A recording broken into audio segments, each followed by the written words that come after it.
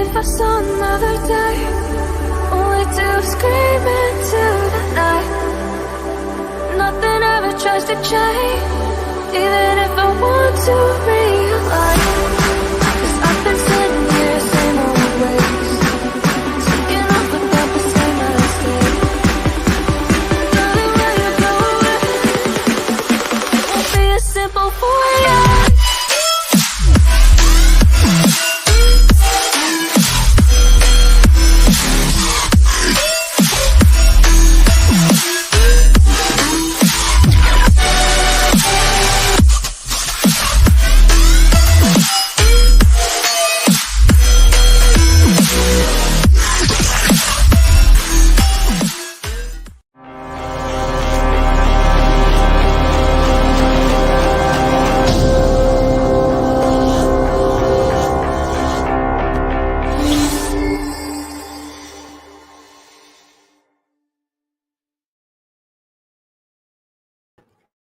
Oof, I'm here. Hey guys, yo guys, it's Old Man G here, back again. Sorry, I know this is late. Late. I mean, it's not really late. I mean, we were obviously going to do this match preview last night. That was the plan. However, obviously there was a lot of breaking news that came out yesterday regarding the takeover static priority. So what I'm doing instead is reacting. This is like a pre-match. Call it a pre-match preview. Call it a pre-match preview. Manchester United versus Wolves at Old Trafford. It is a massive, big game for Manchester. Apologies about the lighting. I'll see if I can get the lighting a little bit better. Can I get lighting a bit better? Yeah, maybe get the lighting a little bit better. Okay. Anyway, if you can't see me, I apologize. I'm sorry. But yeah. Anyway, that should hopefully be at least a little bit better.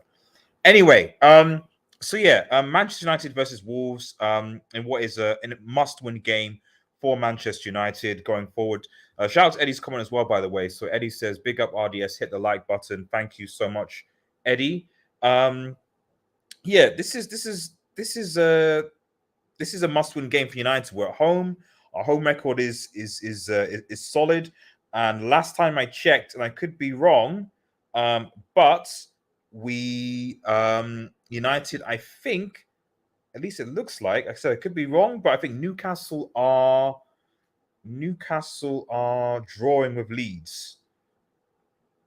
Newcastle, I'll just double check. I think, are they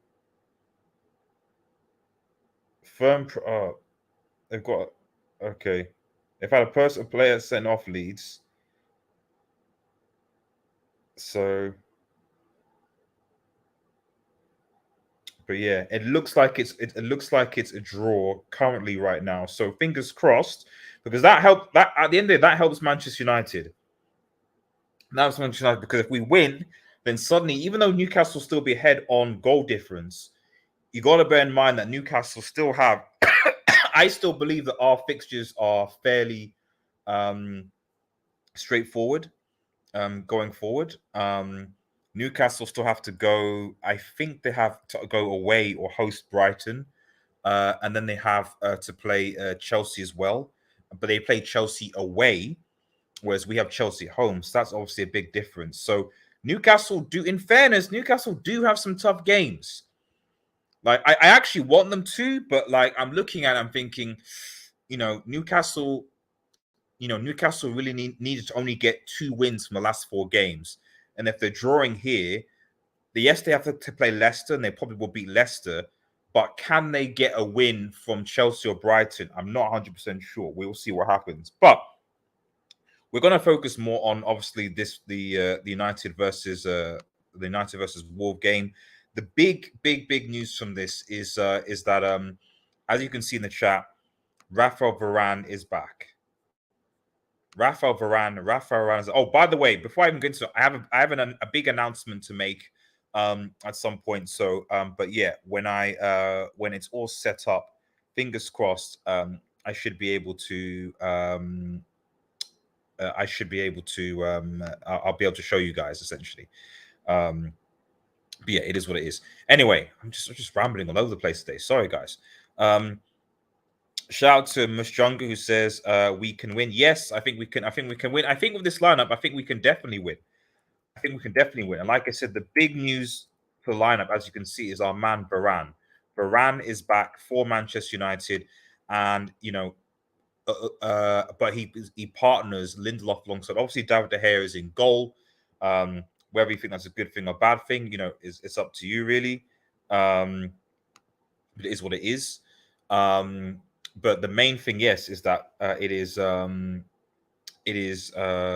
Lindelof pairing a returned Rafael Varane back to the United fold.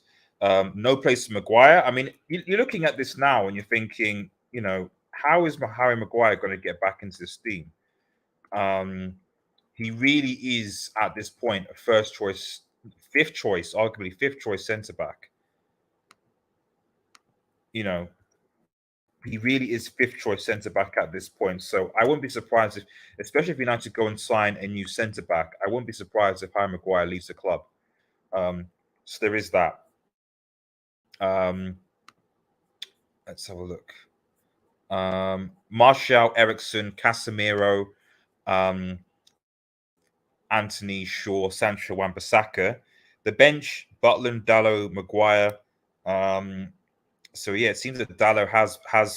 It's interesting. I mean, Dalot, Ten Hag clearly likes Dalot, but it is interesting how Wan-Bissaka has now become first choice. It is very interesting to see how Wan-Bissaka has essentially become first choice now. I think that is very, very, very interesting. Very interesting. But he's arguably been the most informed defender, so we'll see what happens. Fred obviously on the bench. I mean, like I said to you guys before, I'm still very tetchy when it comes to, at least in my opinion, when it comes to this Ericsson and Casemiro in the midfield. I don't like it. I think that Ericsson, I love Ericsson, he's got technique, but I just feel like Ericsson doesn't have legs. Casemiro is looking like he doesn't have legs. Unless you play, the only way I see this working is if Bruno plays the holding role. And anytime this midfield happens, Bruno tends to be more advanced and Ericsson sits. You need to change that. You need to have Bruno being the one that sits and Ericsson going forward, because Bruno at least has more legs, more tenacity than Ericsson does. Because if we're not careful, I know people are saying we should beat Wolves, etc., but we played Wolves before several times, even under Ollie, and we have struggled. We don't tend to battle Wolves. A draw, a 1-0 to them. So I'm not completely confident. The midfield is where this is going to be one loss. We need to see what happens. Shout out to those who are coming into the chat. Shout out to the fam. Sorry about the lighting, by the way. So it's just the way that it's just. I usually stream during the evening, but it's what it is. But yeah, shout out to the fam that are coming in now. Make sure you like the video, guys.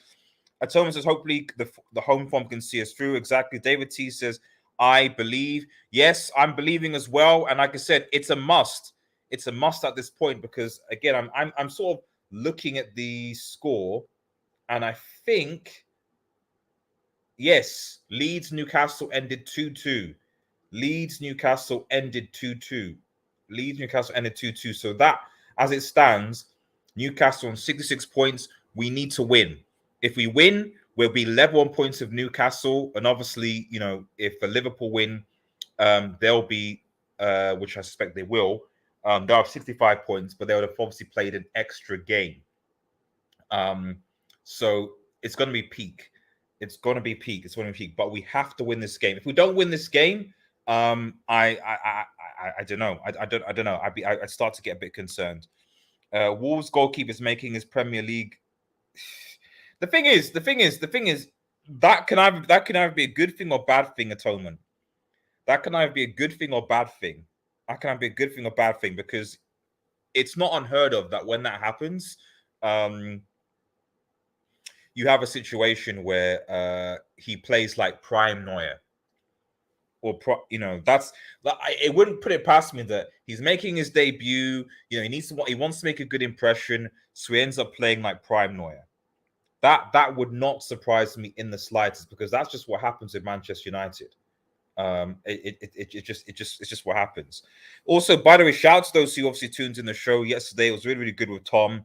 I want to future wise, if I'd like to sort of do more of that sort of long format interview type stuff, where I interview journalists, players, and stuff like that on the channel. I'd really like to take that in going forward. So I'm hoping one of my goals, actually, especially when the transfer window opens, is to get Fabrizio Romano on the channel, to break down of Manchester United transfers. That's something that I'm working towards. So just bear with me on that. Everyone, David says everyone makes it. Yeah, I know. That. This is the thing. It's like it's. I wouldn't be surprised if he plays ridiculously good because he's making his debut against us. Like, I would not be surprised in the slightest. That's just what happens. For whatever reason, that's just what happens when it comes to playing Manchester United. But we are at home. We are at home. Something else that I noticed, which is a bit weird, is why is Martial and starting? Why is unless that's supposed to be Rashford, in which case I swear if the Manchester United Twitter people have, because Rashford I think is injured, but he's not here. So if they've confused Martial with Rashford, someone needs to ask questions. It's obviously an honest mistake, but someone needs to ask questions if they've literally confused Martial Rashford. Because Martial, unless it's some weird 3D chess by Ten Hag, then this doesn't work. But I mean, look at this bench, man. People say that we're gonna compete with City. Look at this bench. Look at this bench. Sorry, 1 second. Look at this bench. Guys, look at this bench. Butland, Dallo, Maguire, Malacia, Fred, Palestri, Garnacho, Martial, Weghorst. Now, I am happy that Garnacho's back. Well, is it Rashford, Weghorst? This is not a great bench, guys. This is why we're nowhere near City. This is not a great bench. However, I am happy that Garnacho is back. And I like to think that if Anthony drops a brick today, because I suspect that Anthony will play on the right, Sancho play on the left, which may work, may not work. I don't know. Really, Anthony it's his first season, so I can accept, but I really expected more from Sancho this season. I'm still yet to see it. But this should be enough. If Sancho can and Anthony can find Martial. But the biggest thing I want is, because whatever you say, guys, whatever you say, our strikers, our front line have let us down. Okay, I know people can talk about we conceded 7 to Liverpool, and we conceded 6 to Man City, etc. Fair enough, that's fine. But in the key moments, it's been our front line over the last couple of seasons that have let us down. Like, let's keep it a stack. If our front line put 3 or 4 past Sevilla, Old Trafford, we're through to the semi-finals. There's no discussion. Sevilla aren't going to make a comeback, but we don't, and then we let them come in. And then you look at the game, West Ham and even Brighton. Although they played well, at the end of the day, our front line did not put their chances away, and we got punished. So I'm expecting better from. I expect more from Sancho and Anthony now, and Martial, because all three of them have been average to crap. And Rashford has obviously dropped his form. So really and truly, I don't think we have an in-form forward right now. Our defense have stepped up and they've had good games, but tell me which forward that's been available to United has been on form, and hopefully, Garnacho coming back can give people a kick up the backside. I don't know. David T says Martial so good they named him twice. Exactly. Raymond Moore, Martial is starting. Yeah, I know. It doesn't make sense. I'm assuming they it's Rashford that's on the bench, but I'm not sure. I'm really not sure. Mush Jungle says we need better players. Well, of course we do. And the key question is: are we going to get better players under Sajim? That is a question. Are we going to get better? Are we going to get better players under Sajim, guys? I'm not entirely sure. Obviously, check out the video that we did with Tom yesterday.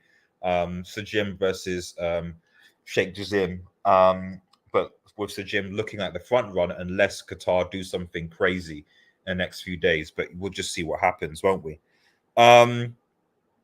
J2S says Marshall, mate starting and sub. That's exactly J2S. Exactly. King Stash says Newcastle with Leeds, is Sam Anders underrated? I mean, if he keeps them up, he'll be. If he keeps them up, they'll be. I mean, I'm looking at the. Just have a quick look at the table. I'll just have a quick look at the table, guys. Like I said, apologies for the lighting. Usually, I stream at nighttime, so the lighting isn't good. It's quite sunny here in the UK right now, so I probably should be outside. Yes, looking at the table. Oh, okay. Leeds have 31 points. Yeah, 31 points. But they've only got 2 games left. So the maximum they can get is 37, which basically probably means that West Ham yeah. So I think this, from what I can see, I think this result basically means that I think West Ham are safe. Yeah. This result means because the maximum Leeds can get is 37, and West Ham have 37 points already with a very, very superior goal difference. So looking at this result, I think West Ham are basically are safe now. So really and truly, the only people that can get relegation is Bournemouth, etc. Yeah. So really and truly, the only teams that can get relegated now are Forest, Everton, Leeds, Leicester, and Southampton. Actually, am I right about? No, let me work this out. No, I'm wrong, because in theory, because Leicester have 3 games left, and if they win all 3 games, they get 39 points. So no, technically not. West Ham are safe. I think Bournemouth are safe. Yes, yeah, Bournemouth are safe effectively. So yeah, it's between 15 to 20. If any of those guys could get relegated at this point. Jeez, man, it's complicated. J2S, if United win today, the Newcastle United are getting top 10. I mean, Newcastle's an interesting one because, Leeds was supposed to be, I remember on the HH shows, I was saying, no, Newcastle will definitely get top 4, but Leeds was one of the games that they were supposed to get it in. And when I look at Newcastle's fixtures, obviously they've got 3 more. Brighton at home, Leicester at home, and Chelsea away. Now, in theory, those should be easy. In theory, they should be easy. But I'm not sure. I think Brighton will be a challenge for Newcastle potentially if they're not careful. Leicester obviously are fighting for their lives, and Chelsea, might not want to humiliate themselves. So Newcastle needs 6 points from the last 4 games. They've got 1, so they need 5 more points. So win and 2 draws would probably be okay, but it potentially might be tricky. Shout out to United. Any takeover news? Basically, Qatar news. None at the moment, buddy. Nothing that wasn't already discussed last night. So like I said, my Tom, who I've been in touch with, it's pretty much the same. We've yet to hear anything regarding Qatar making a bid. I mean, I've had a quick, Twitter search just to see if there's anything new, but it's pretty much just the same. So Jim Ratcliffe being closer, so Jim Ratcliffe, so Jim Ratcliffe, blah blah blah blah blah, so Jim Ratcliffe, and so on. It is what it is. But yeah, I'm a bit. I don't know. I mean, at this point, it's going on for so long that I don't really care as much anymore. So, but I just think it's. I promise. I just think it's sad. I just think it's sad. Yeah, that's with that. So, what's your thoughts on De Gea's contract, G? I think we need better. My understanding was that they're going to give him a new contract, but what they're doing, because my understanding is that they want him to sign a new contract, but the contract is going to be on significantly less wages. Because right now De Gea is on like what 350k a week. I think they're wanting to at least half that. So I think they're wanting to half De Gea's wages, and then on top of that, that's why this whole thing is being thrashed out, because it's like, we want you to half your wages, and we also want to potentially bring another goalkeeper that might compete with you. So I can understand why De Gea's like, that sounds like a crappy deal, but then conversely, it's like, well, okay, well, what other options does De Gea have that will pay him that type of salary, let's say 175 to 200k a week, and not having to compete with anybody? I don't know. So I suspect that David De Gea will decide to stay at Manchester United for that reason. Wolves keepers injured. Yes, they've got a debut guy who is going to perform like prime Buffon against us. Hopefully they're sorting a new deal. Yeah. I think that's what they're sorting out. So score predictions, guys. I mean, let me know in the chat, guys. What do you think? What are your score predictions for this game? Because no, we can win this. We have to win this. We have to win this. We have to win this. There's no excuses. We have to win this, guys. But like I said, the midfield is what concerns me. Well, the issues of United are what concern me, i.e., our forwards aren't clinical enough and will waste chances, and our midfield potentially might get bypassed because Eriksen just doesn't have the legs. I really, really, really hope that Ten Hag realizes now, because Wolves are a physically aggressive side. Yes, they're not scoring many goals, but they are a physically aggressive side. And at the end of the day, even if Wolves get a draw, they'll still take that. We need to win. And so by needing to win, we need physicality. And I look at that midfield with Casemiro. I mean, look at Casemiro, Eriksen, and Bruno. Casemiro is 30, Eriksen is 30, Bruno is approaching 30. I just don't know where the physicality comes from, so that's my only concern here, but we should win. J2 says 1-0 to United. Well, exactly. I think it'll be a 1-0. 2-1 or 2-2 to United. I mean, just as an aside, it is interesting. Ole Gunnar Solskjaer's comments. Obviously, for those who know, Ole Gunnar Solskjaer has actually come back to Old Trafford, and just for the first time since he got sacked. A few comments, about the Glazers and them being sold and things need to be developed. I mean, he's talking about the training ground and things being developed, but I'm not entirely sure whether Sir Jim is going to do that, because he's right. The stadium needs to be developed.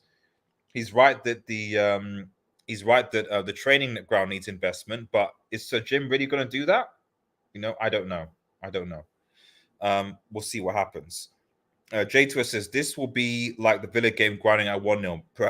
Most likely, yes.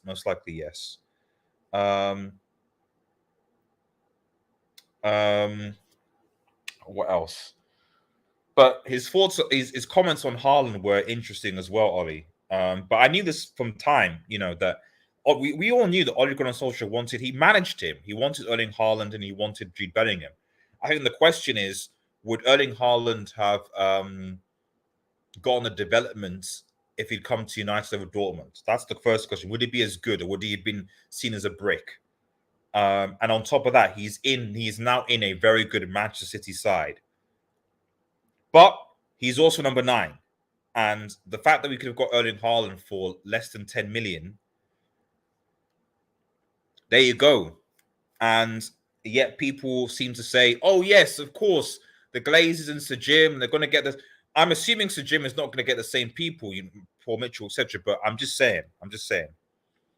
The whole, yeah. But I mean, we're not the only team to let go this person. Won't be the last. We're not. I mean, I'm sure if Sancho was a superstar, I'm sure City fans would go, "Oh, how do we let Sancho go?" But he's not. He's not. So these are the things. These are the things. These are the things. But yeah, like I said, I think this will be a ground out result. I just think that Manchester. But the most important thing, guys, is that we need to win this game. We need to win this game. There's really this game. If we United still need to get. Am I frozen? No, I'm not. United still need to get. I think it's 9 points from the last 4 games, which is basically 3 wins out of 4. So if we don't win this, it's definitely squeaky bum time. It is definitely, unless Liverpool drop points today. Because I think who are Liverpool Liverpool I'm playing today, but they're playing.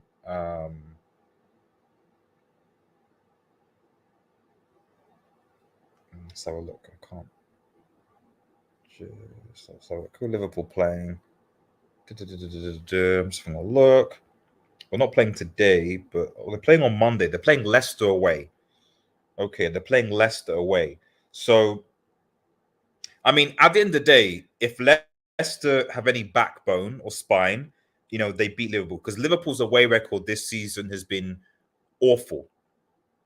Liverpool's away record this season has been awful, and Leicester need to survive. So that's a big game. Leicester have to beat Liverpool if they're going to stand any chance of survival. So, and from our point of view, if Liverpool do lose away to Leicester, I think that's Liverpool's top 4 chances over. They have to beat Leicester, have to be Liverpool, but yeah, because then, yeah, I can't see Liverpool getting top 4 if they lose, because then they can only get 1, 2, 3, 68 points if they win their last 2 games. And I think United, if we win today, you just need another win, so that's it. That's all that needs to happen, But tense, man. It's tense. J2S says Haaland did well at Dortmund with not a great team or manager. Yep, I agree. Liverpool have Leicester away, Villa home. This is what I'm saying. Yeah, I mean, Villa at home, I feel like, in theory, these games Liverpool should win, especially with all their attacking talent back. But what I would say is that Southampton, to be honest, Southampton are probably going to be relegated by this point. Southampton are probably relegated by the point. So do they do a last hurrah for their fans? Do they just bottle it? I don't know. So, but you can see a loss there potentially, or drop points. Villa at home, again, it was difficult when it came to United. So, in theory, Liverpool are favourites in these games, but I can also see how they can drop points. The key game, I think, for me is the Leicester away game. Because Leicester away, with where they are and Liverpool's away record, that's where I'm thinking they may drop the points or lose. That's what I'm thinking. If they do that, then I bank on Manchester United getting at least more than 68 points in the last 4 games, especially if we win today. If we win today, the pressure is on Liverpool, because all United need is one more win out of the last 3 games, and would have secured top 4. So, we'll see what happens. Anyway, guys, almost kick off. If you're new to channel, to like, share, and subscribe to Red Devil Studio. Follow us on Twitter, United X, and smash the notification button. I do have a big announcement coming up soon. Hopefully next week I'll be able to reveal it to you guys. But yeah, fingers crossed for a United dub. We'll be back probably late in the evening, probably 6-7 time for the match reaction. But yeah, have a nice day, guys, and cheers. Peace.